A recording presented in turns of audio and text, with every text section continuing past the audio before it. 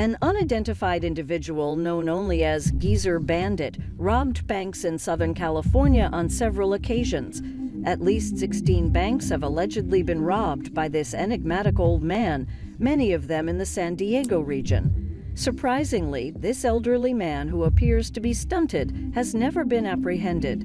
The FBI has been looking for this individual for more than 10 years without success, despite their best efforts. The genuine inquiry is, who is he? Most likely a really shady young crook, rather than even an old man.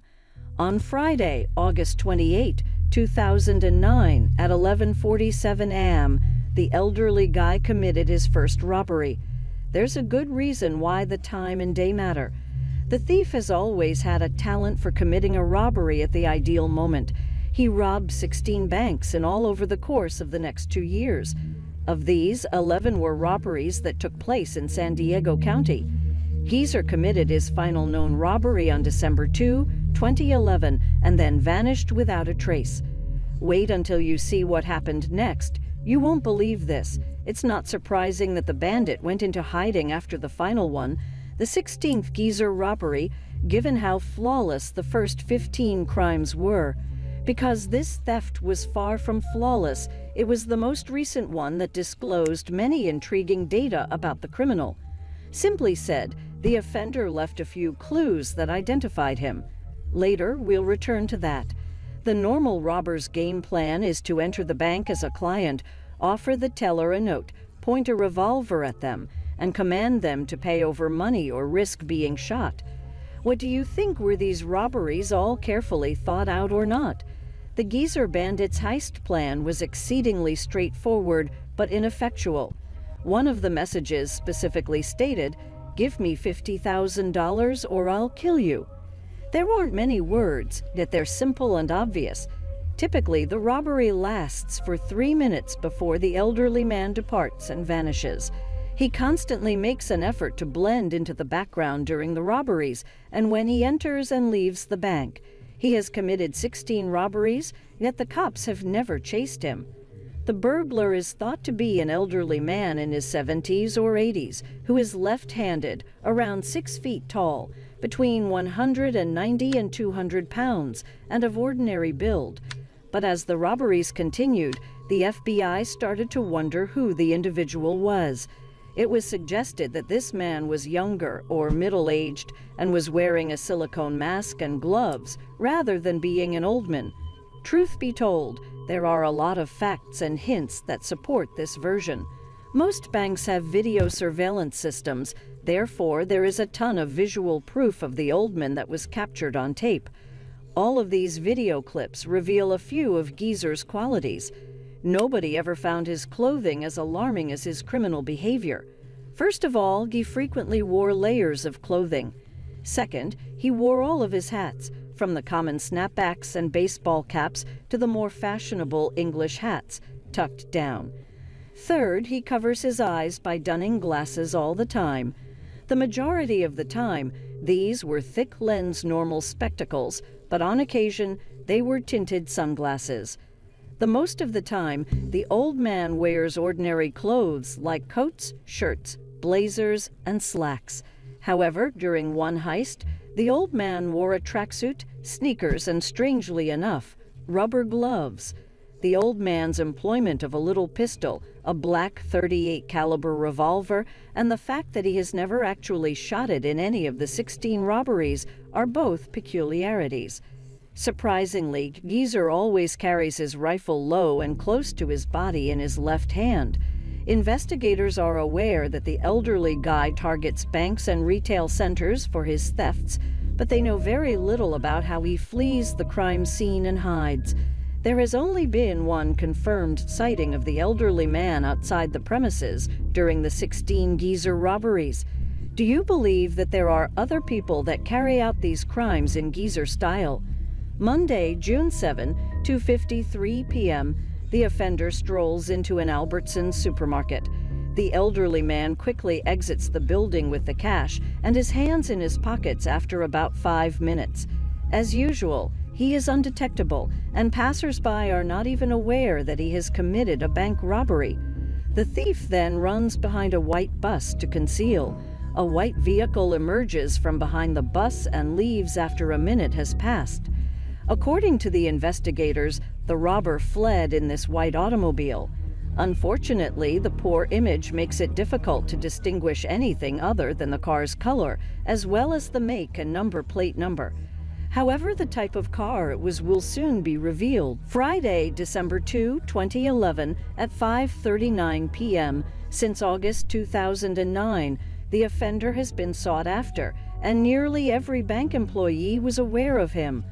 By that point, the Geezer Bandit had carried out 15 robberies and was probably not going to stop, but on that particular day, something occurred that caused him to halt.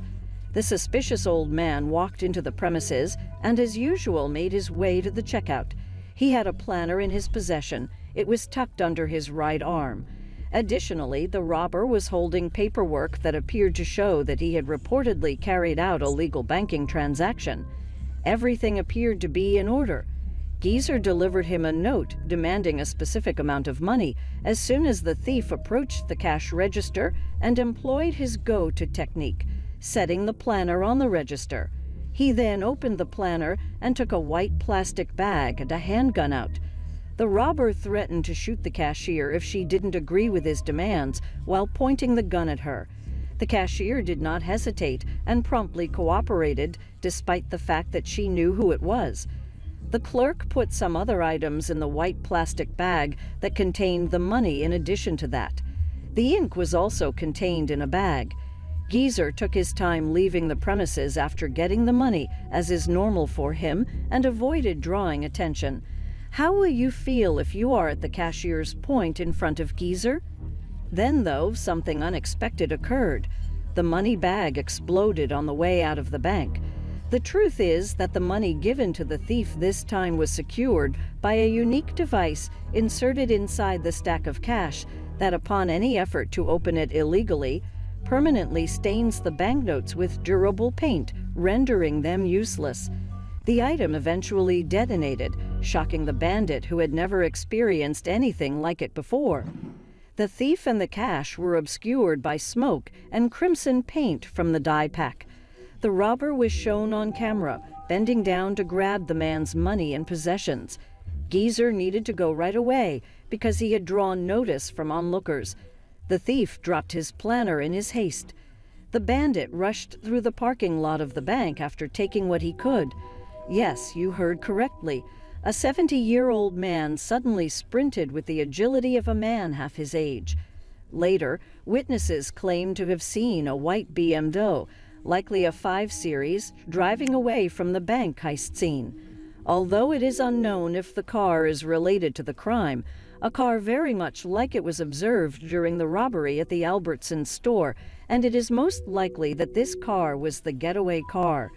The burglar was dressed in a white shirt with a black tie, black trousers, glasses, and a blue baseball cap throughout this crime.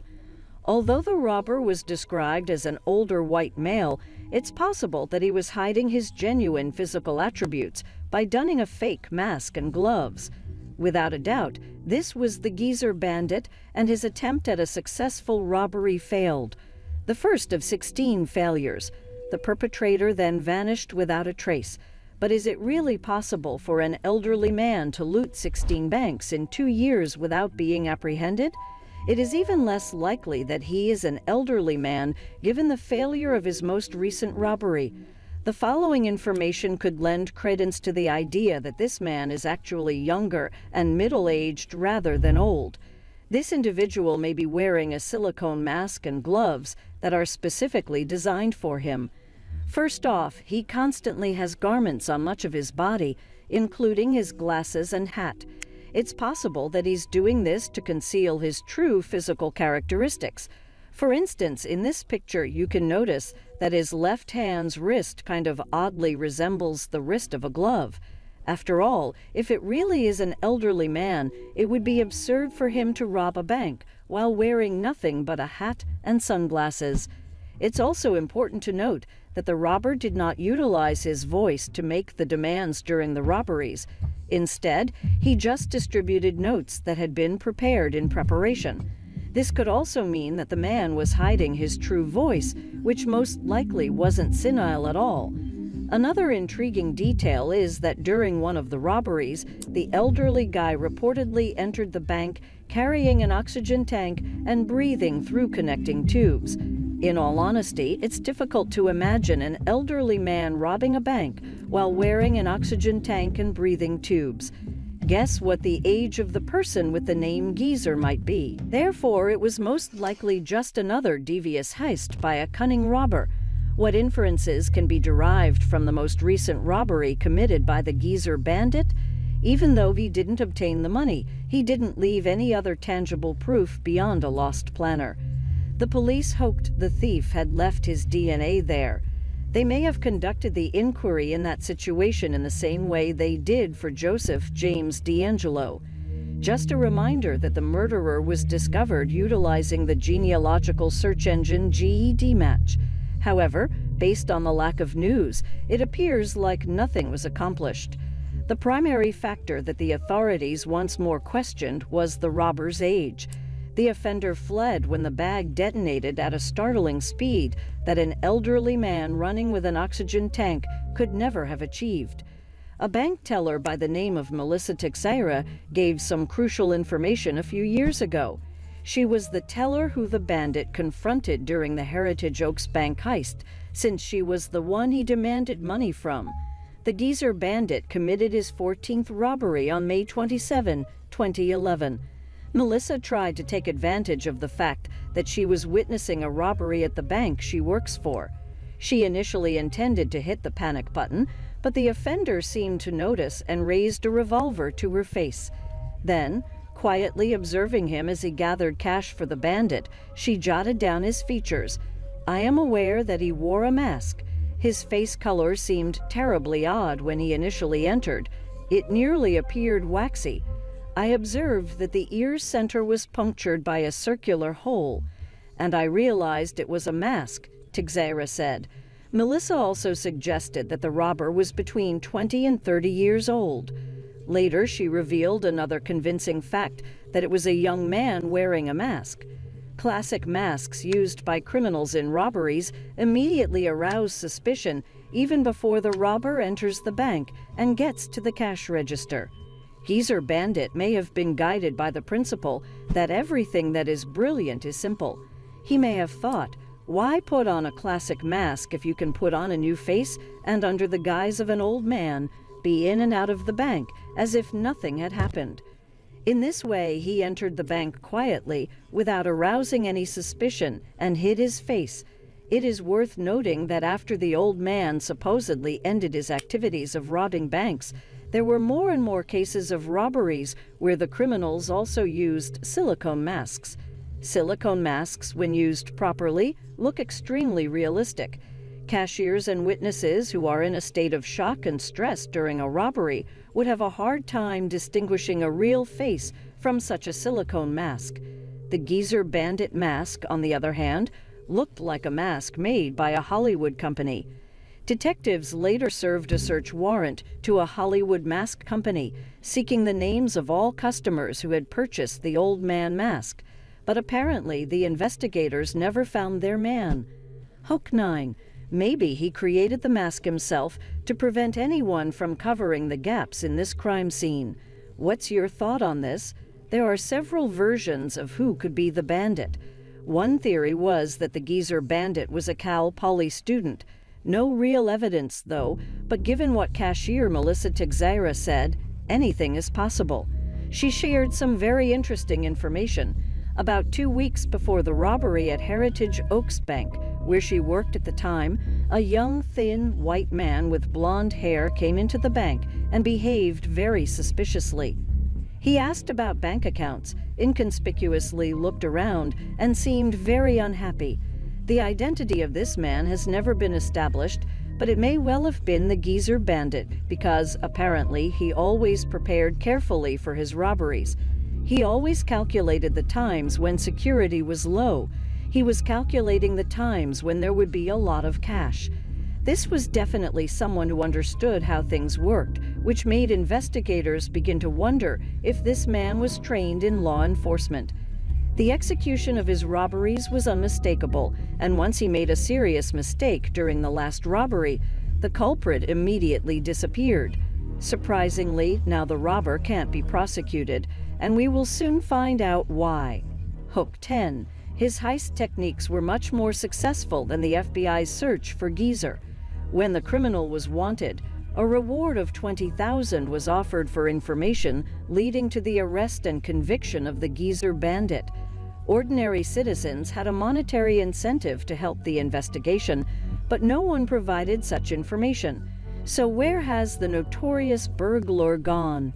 There is a possibility that Geezer had completely changed his disguise, so FBI agents were watching other bank robbers closely to see any coincidence with Geezer in behavior.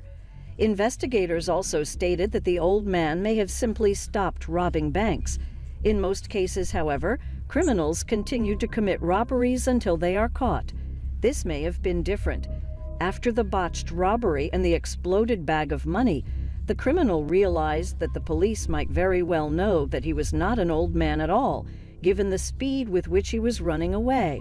Or maybe he remembers this adage, "Stitch in time saves 9." Also worth considering are the words of Melissa Teixeira, who saw a suspicious man examining the bank. With the proliferation of DNA forensics, the perpetrator unknowingly could have left his DNA behind in one of the subsequent robberies, which would have been used to trace him. The Geezer Bandit was smart and didn't seem to take any more chances. If it really was an old man, he looked 80 years old in 2010 and may be dead by now, leaving behind a mystery that is unlikely to be revealed. But still, it is difficult to believe that this robber was an infirm old man who decided to start robbing banks at the end of his life. It was most likely a young or middle-aged man who devised a straightforward but effective way to rob banks. But the tens of thousands of dollars he robbed over 10 years ago must run out eventually. But will he go robbing again?